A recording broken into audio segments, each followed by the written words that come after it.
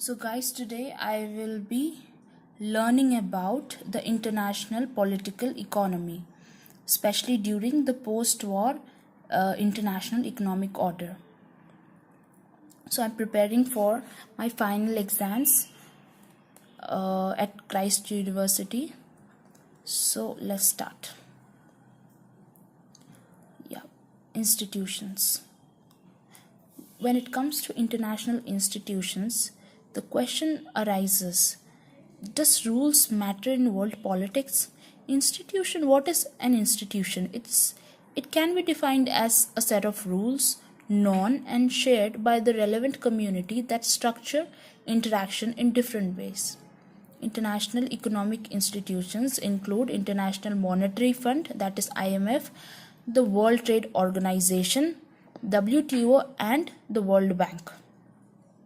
Institutions vary in their goals and rules as well, but they generally serve to facilitate cooperation among their members.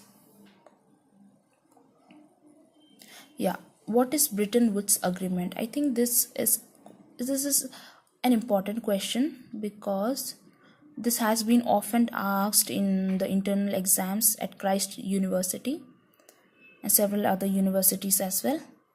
So, yeah, the Bretton Woods Agreement is a landmark system for monetary and exchange rate management established in 1944. It was developed at the United Nations Monetary and Financial Conference held in Bretton Woods, New Hampshire from July 1 to July 22, 1944. Under the agreement, currencies were pegged to the price of gold, and the US dollar was seen as a reserve currency linked to the price of gold. So delegates from 44 countries met to create a new international monetary system. The main goals of the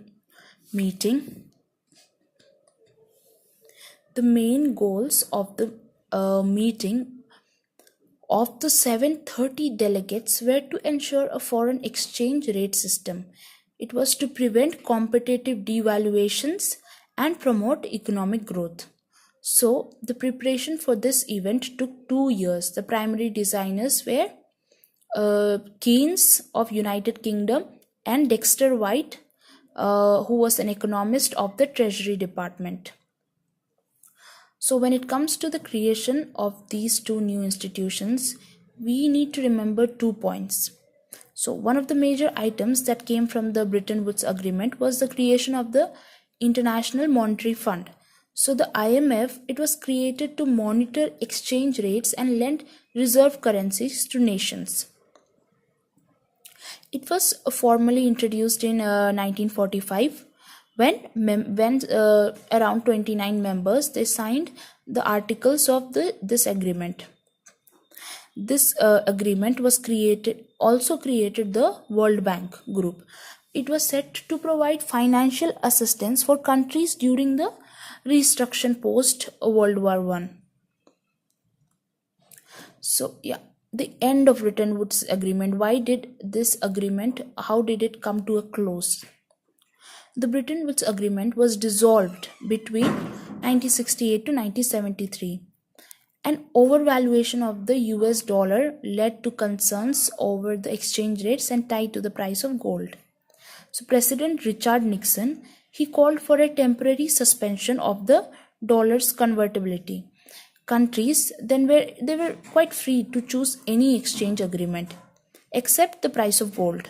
In 1973, foreign governments they let currencies float, which put an end to the Bretton Woods system. So what is IMF? IMF, it's an international organization. It aims to promote global economic growth and financial stability. It encourages international trade and it also seeks to reduce poverty. So this IMF, it is based in Washington DC, and today it has around 189 member countries, and they have their own representation in this IMF's executive board. Okay, that is in proportion to their financial importance. So naturally, what will happen, the most powerful countries in the global economy, they will have the most important, most valued voting power. So, yeah, when it comes to the mission of IMF, what is the mission? Its mission is to foster global monetary cooperation and financial stability.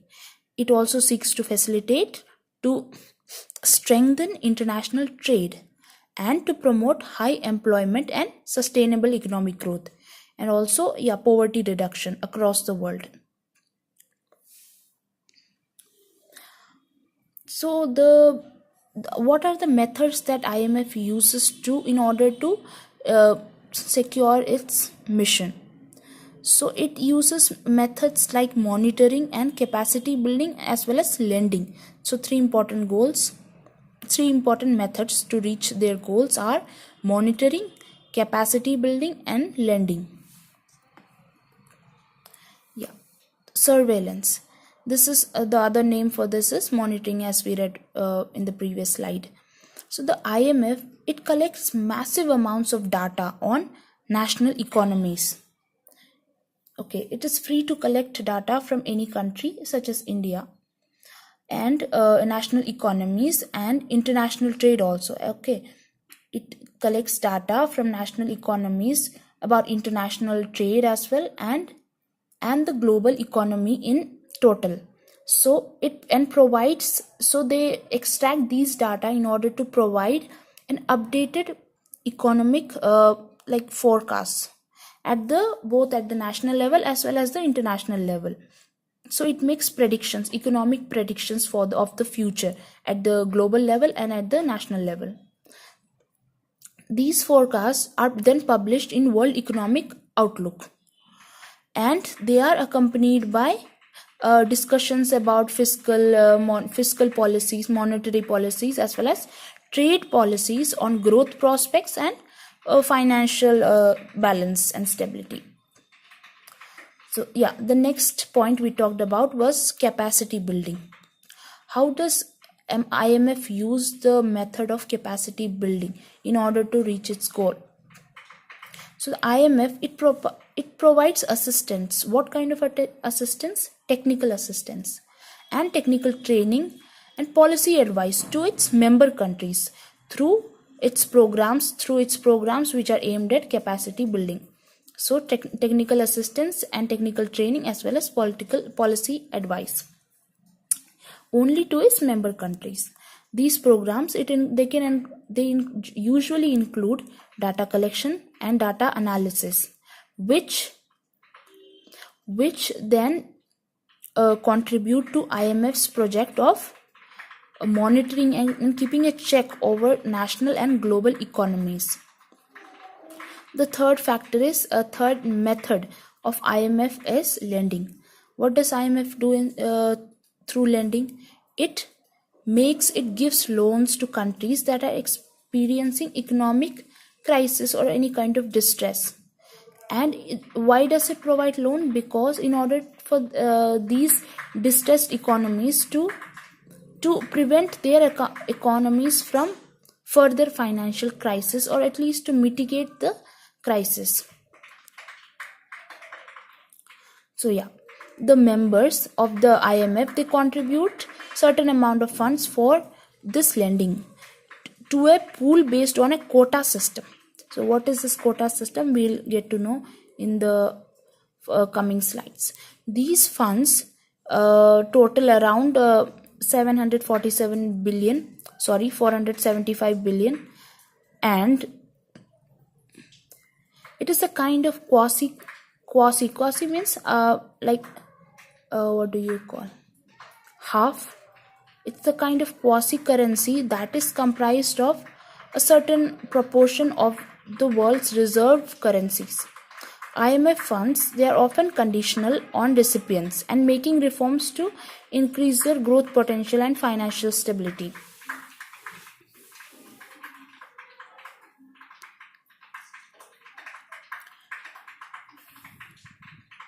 Yeah, this is an important point. This is called structural adjustment programs.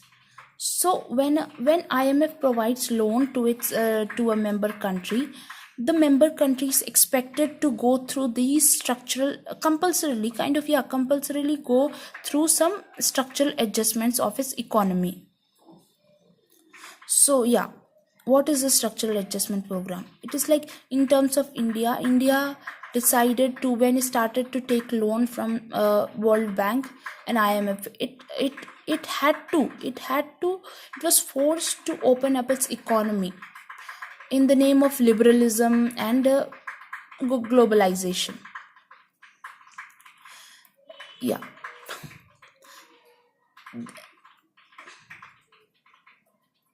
However, what is the criticism?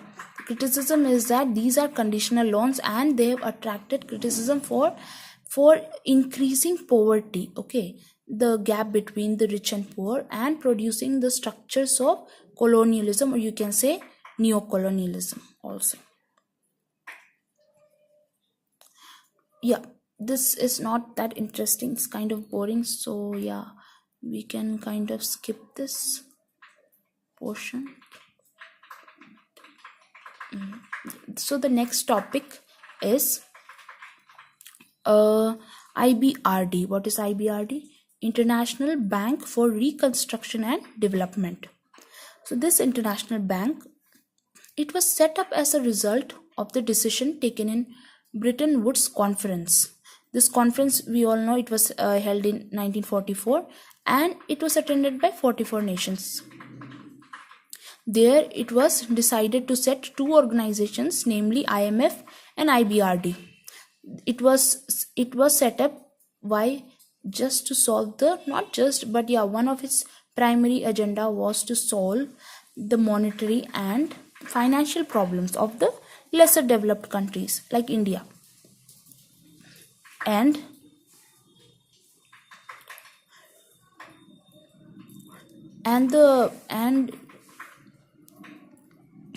the problems these countries, these post World War developing countries faced. So it's an international financial institutions that offers loans to middle income developing countries. It's an interesting term, middle income developing countries. What is this sound? It's quite distracting. Never mind. So yeah, this IBRD, it was first in the initial period. It was a 5-member institution that composed the World Bank Group, and it is headquartered. No, sorry, I was mistaken here. So IBRD, it is the first of 5-member institutions that compose the World Bank Group, and it is headquartered in Washington DC, US. It was established with the mission of financing the reconstruction of the European nations devastated by World War II. Only the European nations. Initially, this was the mission, but then they expanded the scope. So this IBRD, its program, it has this program of concessional lending.